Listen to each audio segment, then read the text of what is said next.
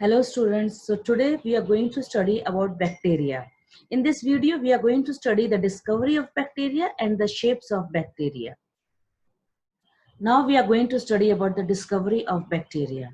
See, bacteria were discovered by Leeuwenhoek, and he discovered them in stagnant rainwater as well as the scraping from his teeth.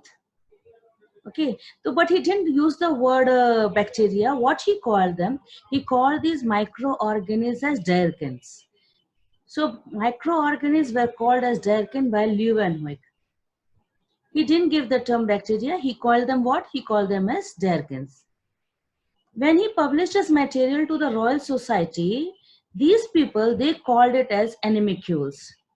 So Royal Society peoples, they called it as animalcules. So this microorganism was called as animalcules by Royal Society of London. Later on, this another scientist, C. Dillot. C. Dillot has given the term animalcules for these microbes. He has given the term animalcules, which were called as microorganisms by Louis Pasteur. So just see how the things are moving. Discovery is done by Leeuwenhoek, but he's not giving them a term bacteria. He is giving them the term derkins, and Royal Society is giving them term animalcules, means a small animal-like. C. Dillot termed these as animalcules, means as microbes, and later on it was termed as microorganisms by Pasteur. So who coined the term bacteria? Now see here, very important line. Term bacteria was given by Ehrenberg. Ehrenberg was the first microbiologist who has introduced the word bacteria. So word bacteria was introduced by Ehrenberg. Now see Louis Pasteur is known as father of microbiology. He is known as father of modern microbiology, and he introduced the term aerobic as well as anaerobic. Aerobic means oxygen is required and anaerobic means absence of oxygen is there. Now another scientist is Robert Koch. You have to please learn it very carefully. Louis Pasteur was the one who is known as father of modern microbiology, and Robert Koch is the one who is actually given the Koch postulate. See here, he has given Koch postulate because he is the one who established the link of microorganisms with disease. He has studied on anthrax disease of sheep, and he concluded that the agent which is causing the disease is bacteria. And his steps are 4 steps process in which he concluded that there is a relationship between the microorganism and disease. So in the discovery, you have to learn first who has discovered the bacteria. The first discovery was done by Leeuwenhoek, but he didn't coin the term bacteria. Coining was done by Ehrenberg. Louis Pasteur, who is the father of modern microbiology, he has established the term aerobic and anaerobic, and Robert Koch is the one who has tried to establish the relationship between the microorganism and disease. Now see, in the previous videos, we have already discussed that there are 5 kingdom classification was given by Whittaker, and according to him, the first kingdom is kingdom Monera. And the sole member of this kingdom, Monera is bacteria.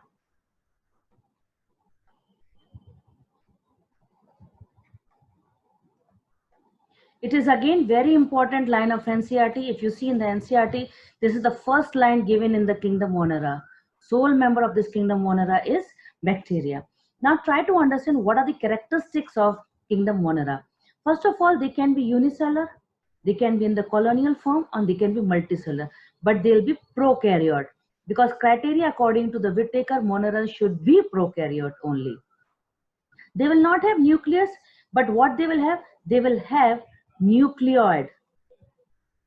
Now see, whenever suffix oid come, try to understand, whenever suffix oid come means like. So it means they are nucleus like, but they are not true nucleus. We will say nucleus like, that is why we say nucleoid. For this you can remember, when we say root like, we use the word rhizoid. When we find stem like, we use the word colloid.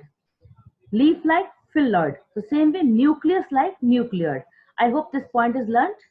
Now see the next point. Nucleoid is also known as genophore. or it is also known as incipient nucleus, also known as prochromosomes. Please, you have to learn all these other names also. The nucleoid is also known as genophore, it is also known as incipient nucleus, it is also known as prochromosome. What does it consist of? Obviously, you know very well, in the nucleus, genetic material is present. So its genetic material is having naked DNA. What does naked DNA means? It means histone proteins are absent. They do not have histone proteins. They are having the naked DNA, they are having RNA, and instead of histone protein, what do they contain? They contain non-histone proteins. So I think so this point is also clear to you. Let us study the third point.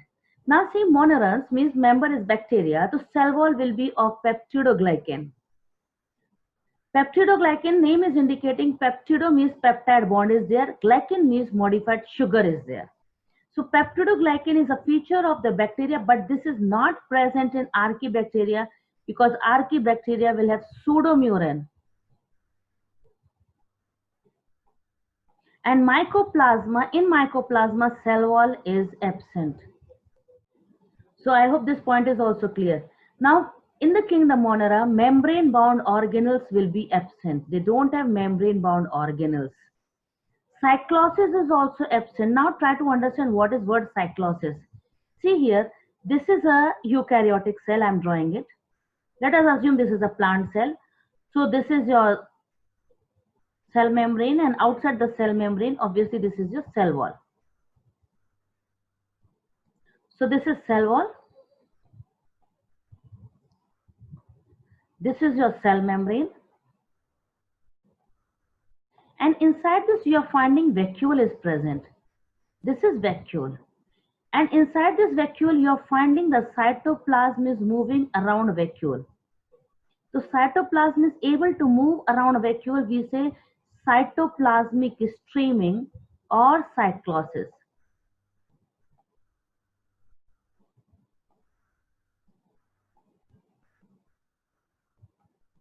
So cyclosis is absent in monomerans.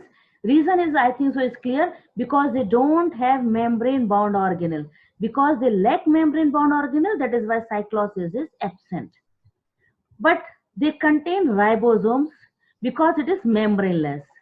Ribosome is an organelle which is membraneless. That is why this is present in the monomerans, and it is of 70S. I hope this point is also clear. Let us see the next point.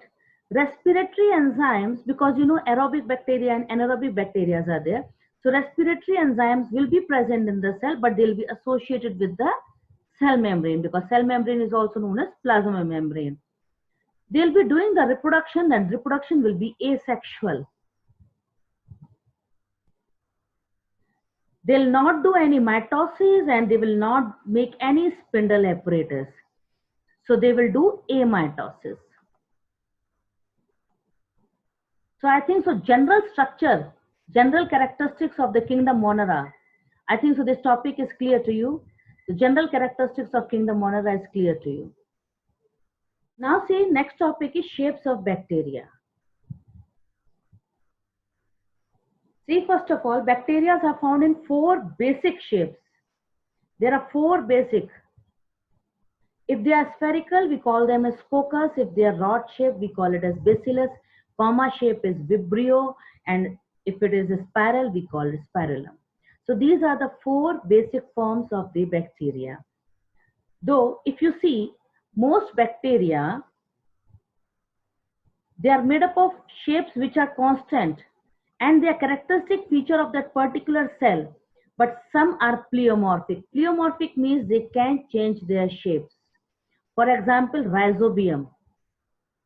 Please, you have to learn this example. Rhizobium is the bacteria which can change its shape, and rhizobium, you know, we find in the symbiotic nitrogen fixation. Now we will be studying one by one shapes. Now see one shape. First shape we are discussing is coccus shape.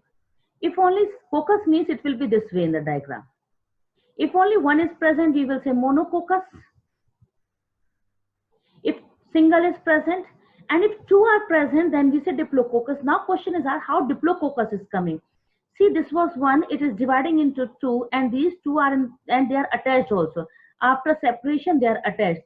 So as a result, division is occurring in one plane and they remain attached in the pair. We find that Diplococcus is coming. For example, you have to learn all the examples. Example is Meningococcus, Gonococcus, or Diplococcus pneumonia. Now Streptococcus. How the Streptococcus is coming? Streptococcus means chain. See here. This is one, it is dividing and it is continuously in the chain form attached. It's a linear chain. So chain form is coming, then we say it is Streptococcus. An example is your Streptococcus lectus. Next example is your Tetracoccus. For Tetracoccus, see the diagram once again. This is your bacteria. It is dividing into two planes, one this plane and one this plane. And after the division, the four bacteria are remaining attached. So this is known as Tetracoccus. So this line is important. Cocci divide in two planes at right angle to each other and they form group of four. Examples is Tetracoccus and Neisseria. Now Staphylococcus. Staphylococcus means it divides in any plane. Several planes. As a result, you will find irregular bunches of the cell. Sometimes we say it resembles a cluster of grapes. This is again your PMT question. The shape of bacteria which resembles a grape's structure. So that is your Staphylococcus. Example is your Staphylococcus aureus. Now if they are in the shape of the cube, they are dividing in the three planes. See here, they are dividing in three planes at right angle to each other and they resemble a cube. Then we say it is Sarcina. The Sarcina is made up of 8 cells. And the example is Sarcina lutea. So just revise once again. Monococcus means only one. Diplococcus means two. Streptococcus means chain will be there, linear. Tetracoccus means cluster of 4. Staphylococcus means irregular arrangement, no proper arrangement, and Sarcina means it is giving a cube-like structure. So this is known as Sarcina. So these are the different shapes of the coccus.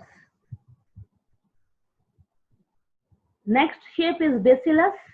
Bacillus means the bacteria will be rod shaped. It will be this way.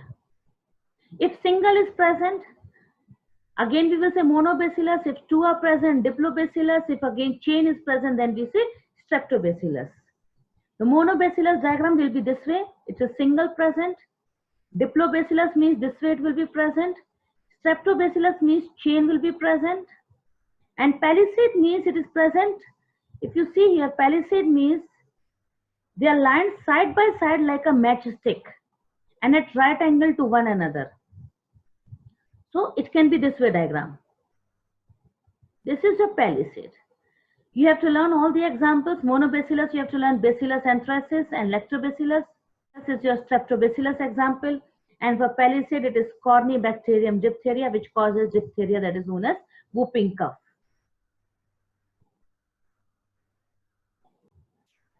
Now see, the third shape is a spiral bacteria, in which you will be finding that the bacteria is twisted with one or more tongues, and we call it as a spirulum. Example is your Spirulum volutans. Next can be a stalked bacteria. Very rare you will find. Budding bacteria also very rare. But most common again you will come to the Vibrio, which is comma shape. Stalked bacteria is example is your Colobacter. Budding bacteria example is your Rhodomicrobium. Now see here all the shapes. See here. This is your coccus. So this was your monococcus. This was your diplococcus. This is your tetracoccus. Okay, this is your staphylococcus. This is your Sarcina. So I think so all the coccus shape is seen here in the diagram. I hope this topic is clear to you. And this is your streptococcus.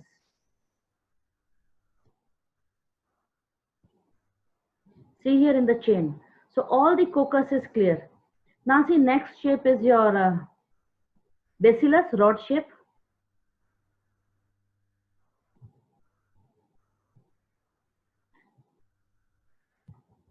See the diagram? This is your Streptobacillus. This is your Diplobacillus.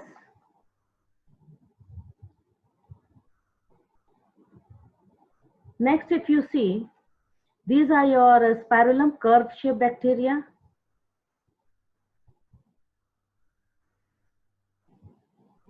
And last, most common is your Vibrio, which is comma shape. The other shapes are also highlighted in the diagram. If you liked it, please give it a thumbs up and subscribe to my YouTube channel.